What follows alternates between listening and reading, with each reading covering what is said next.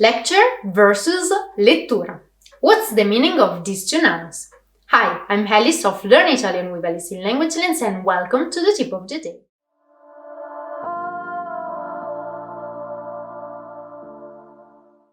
Today we're going to talk about these two false friends.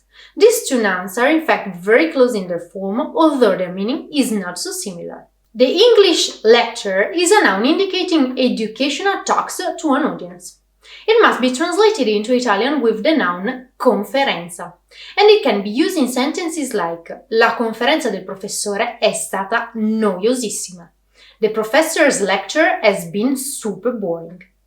On the contrary, the Italian noun lettura, expressing the action or skill of reading, must be conveyed in English as reading, and can be used in sentences like La lettura è uno dei miei passatempi preferiti.